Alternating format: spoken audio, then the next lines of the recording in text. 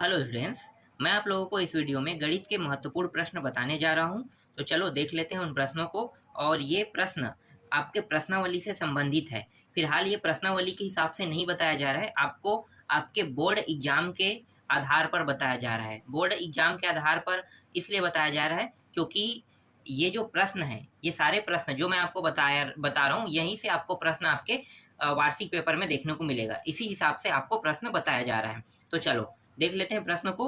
तो 21वां नंबर का प्रश्न है, माना y बराबर कोष्टक के अंदर n का वर्ग अनुपात n बिलोंग n दिया है और इसके बाद सबसेट दिया हुआ है n। इसे आप समुच्चय भी बोलते हो ना, सबसेट को क्या बोल देते हो? समुच्चय बोल देते हो, ठीक है। चलो मैं इंग्लिश में ही से बोलूंगा, सबसेट।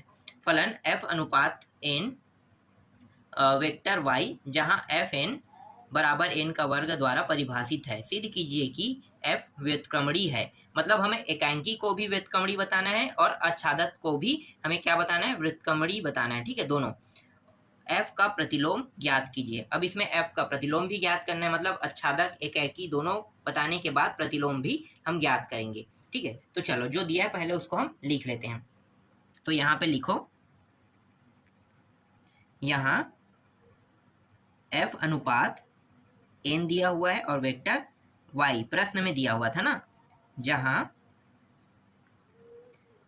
एफ एन, देखो x की जगह में इस बार क्या दिया है? n दिया है और बराबर n का वर्ग। और यहाँ पे n बिलोंग किसके साथ करता है? n को बिलोंग करता है, ठीक है। इस तरह से आपको बताना है, ठीक। अब हम क्या सिद्ध करेंगे? पहले एकाकी। तो f एकाकी है। इसके लिए हम क्या करते हैं? मानते हैं। क्या मानते हैं? x1 x2, लेकिन यहाँ पे n दिया है तो क्या मानेंगे? n1 और n2 मानेंगे। और बिलोंग किसके साथ करेगा? बड़ा n के साथ, ठीक है। तब f n1 बराबर f n2। बस जहां जहां पे हम x रखते हैं वहीं पे हम क्या कर रहे हैं? सिर्फ n रख रहे हैं, बाकी सब सेम रहेगा हल, ठीक है। n1 के लिए हल करेंगे तो यहाँ पे मान क्या हो जाएगा? n1 का वर्ग हो जाएगा। तो ये n1 का वर्ग लिखो और ये n2 का वर्ग लिखो। n1 का वर्ग और इस n2 के वर्ग को इस साइड ले आएंगे तो यहाँ पे बचे क्या? बराबर किस पर? 0 बचेगा। इसको लिख कैसे सकते हैं? n1 का n1 माइनस n2 इस तरह से, और दूसरा मान लिख सकते हैं n1 प्लस n2 इस तरह से लिख सकते हैं, बराबर 0। ये जो मान है ना, इसको अगर मैं इस पार ले जाता हूँ तो क्या होगा? 0 को ये भाग देगा। 0 को जब ये भाग देगा तो इसका मान क्या प्राप्त होगा? 0 को भाग, कोई भी संख्या 0 को भाग देगा उसका मान क्या होता है? 0। तो यहाँ पे बचेगा क्या? n1 माइनस n2 बस बचेगा, और इस पार जाके ये मान पूरा क्या हो गया? ये वाला जो मान है ये 0 हो गया, ठीक है। अब ये n2 को उस पार ले जाओ, n1 बराबर n2। अब n1 बराबर n2 जो अभी प्राप्त हुआ है ना, यही क्या कहलाता है? दोनों को बराबर प्राप्त करना कहलाता है एकाकी। इसका मतलब क्या है? इसका मतलब ये है कि जो फलन है n वेक्टर y के लिए क्या है? एक एकाकी है, कि फलन है, ठीक है। ये सिद्ध हो गया, ये बराबर सिद्ध हो गया, इसलिए ये व्युत्क्रमणीय है। इसे लास्ट में हम बताएंगे, ठीक है, आच्छादक को सिद्ध करने के बाद। इसके बाद दूसरा क्या करते हैं? आच्छादक लिखते हैं ना, आच्छादक, f आच्छादक है, इसको सिद्ध करते हैं। इसके लिए भी मानेंगे। तो माना, क्या मानते हैं? y मानते हैं ना। तो y बिलोंग किसके साथ करेगा? y के साथ, बड़ा y के साथ, ठीक है। के लिए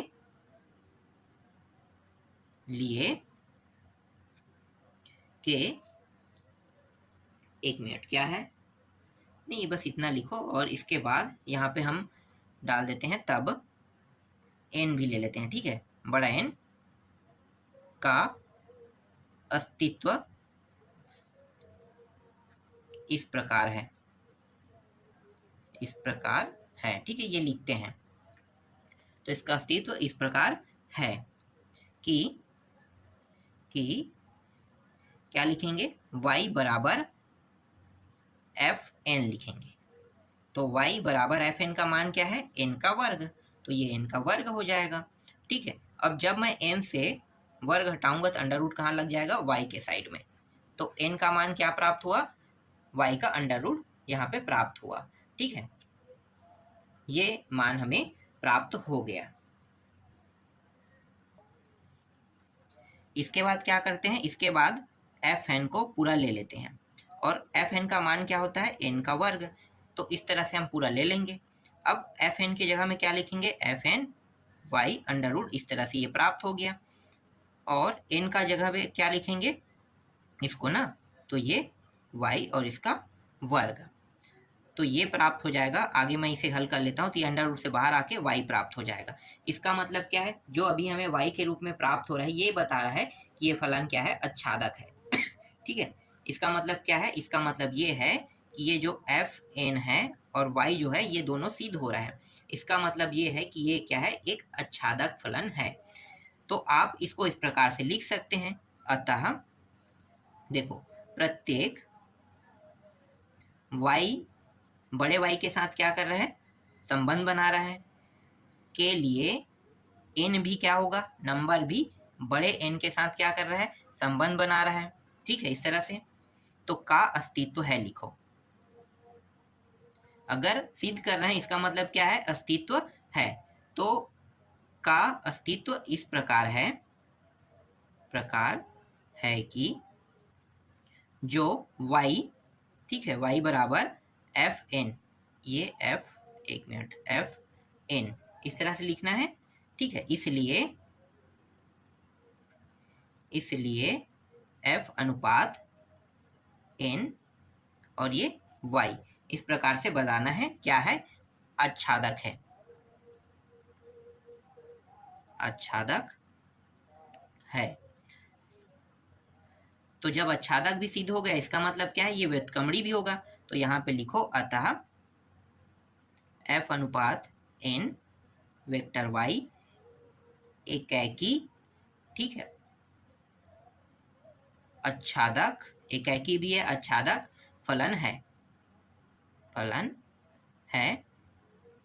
इसलिए क्या होगा, यह व्युत्क्रमणीय है। ठीक है, तो व्युत्क्रमणी हमने सिद्ध कर दिया।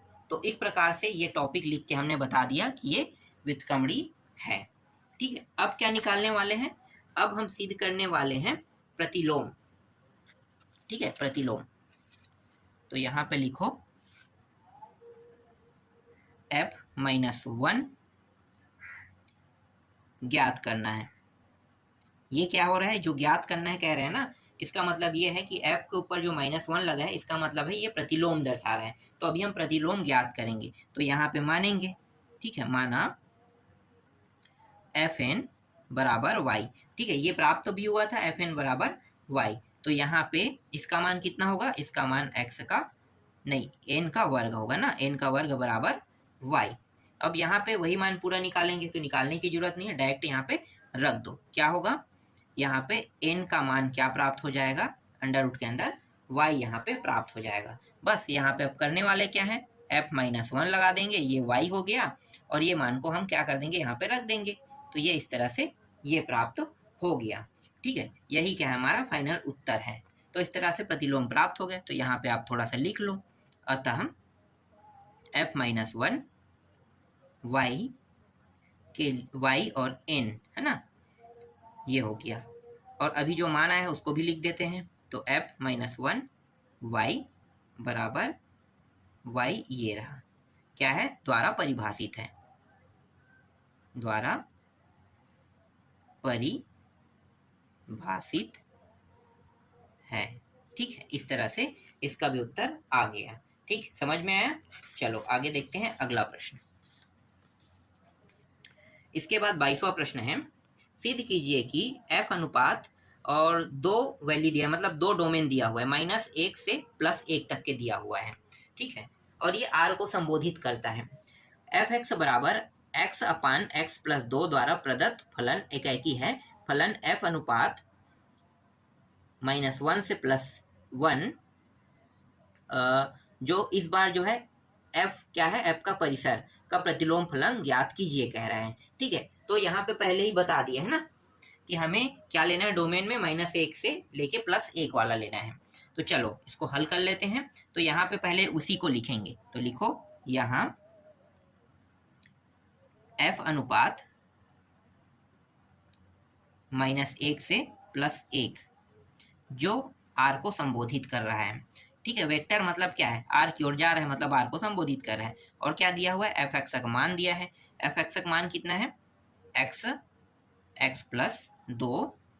ठीक है, और कोई भी कंडीशन में x का मान क्या नहीं होना चाहिए, इसको इस तरह से लिख देते हैं, 2 -2 नहीं होना चाहिए। अगर -2 होगा तो ये मान क्या हो जाएगा, 0 होगा। तो इसी को हम क्या लिखते हैं, x बराबर 2 परिभाषित, x बराबर -2 परिभाषित नहीं है लिखते हैं ना। तो ऐसे प्रश्नों के लिए लिखा जाता है। ठीक है, तो यहाँ पे हम या तो पूरा ना लिखकर हम इस तरह से काट के बता सकते हैं कि इसे हम इस प्रकार से भी दर्शाते हैं। ठीक है, ये हो गया। ठीक, अब f क्या सिद्ध करेंगे, एकाकी है। तो मानेंगे, माना x1 और x2 बिलोंग किसके साथ कर रहा है भाई, नंबर क्या दिया है, -1 से +1 दिया है ना, तो इसके लिए कर रहा है। ठीक है, तब f(x1) बराबर f(x2), इसका मान क्या रहेगा, इसका मान रहेगा x1, ये पूरा मान में 1 1 लग जाएगा ना, x1 और ये 2, फिर x2 +2। ठीक है, तिरिया गुणा कर दो तो ये इसके साथ गुणा होगा, तो ये x1 ये x2, फिर x1 और 2, तो 2x1, फिर ये यहाँ पे जाएगा तो x1 और ये x2 + 2x2, इस तरह से। ये और ये मान कट गया, बचा क्या, हमारे पास बचा है 2x1 बराबर 2x2, बस बचा है 2 भी कट गया, तो x1 बराबर x2 यहाँ पे क्या हो रहा है, प्राप्त हो रहा है। और ये जो प्राप्त हो रहा है, दोनों को बराबर जो हमें प्राप्त हो रहा है, ये क्या बता रहा है कि फलन क्या है, एकाकी है। तो f अनुपात -1 से लेके ये +1 है ना, +1 जो r को संबोधित करता है, क्या है, एकाकी फलन है। ये हमने सिद्ध कर दिया। ठीक है, अब क्या सिद्ध करने वाले हैं, आच्छादक। आच्छादक अब सिद्ध कर लेते हैं। तो f आच्छादक है, तो इसके लिए भी क्या करेंगे, मानेंगे। तो इसमें पूरा आच्छादक सिद्ध करने के लिए पूरा का पूरा देखने की जरूरत नहीं है। इसमें क्या करेंगे, परास को सिद्ध करेंगे तो ऑटोमेटिकली आ जाएगा। तो इसके लिए कुछ सिर्फ नियम और कानून लिख देते हैं, क्योंकि हमने एकांकी सिद्ध किया है तो ये क्या हो जाएगा, परास ऑटोमेटिकली सिद्ध हो जाएगा। ठीक है, तो यहाँ पे लिखो, माना f का परास बराबर s है ना। तो इसके बाद लिखो, चूंकि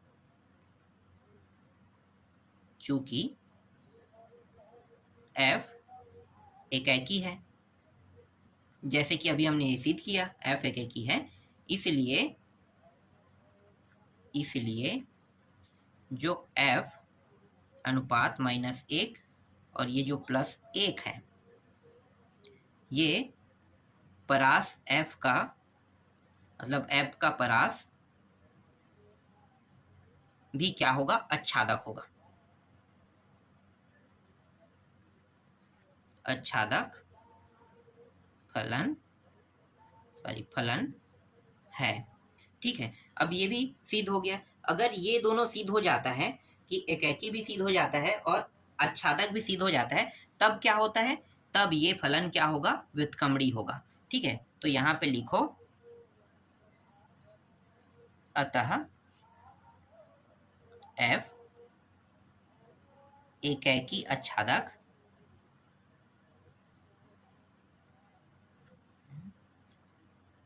फलन है। इसलिए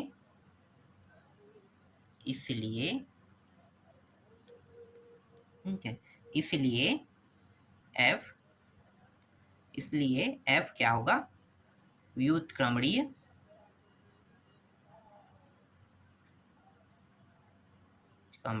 है। ये इस तरह से सिद्ध कर देना है। तो ये भी सिद्ध हो गया। ठीक है, आच्छादक भी सिद्ध हो गया, एकाकी भी सिद्ध हो गया। अब हमें क्या ज्ञात करना है, अब हमें सिर्फ और सिर्फ प्रतिलोम ज्ञात करना है। तो प्रतिलोम ज्ञात करने के लिए हम यहाँ पे f-1 क्या करेंगे, ज्ञात करेंगे, करना, ठीक है, ये ज्ञात करेंगे। तो यहाँ पे लिखो माना y बिलोंग, ठीक है, परास f। तब ऐसी कंडीशन में x जो है उसकी वैल्यू क्या क्या हो रख सकते हैं, ये दोनों मान रख सकते हैं। इस प्रकार है कि y बराबर ये हो जाएगा fx, ठीक है, y बराबर क्या हो जाएगा fx। ये हम परास में सिद्ध करते हैं ना, तो ये वही मान है। तो यहाँ पे y बराबर x प्लस 2, x प्लस 2, इसका इसके साथ गुणा कर देंगे तो ये हो जाएगा xy प्लस 2y बराबर x, ठीक है, ये इस तरह से, ठीक है।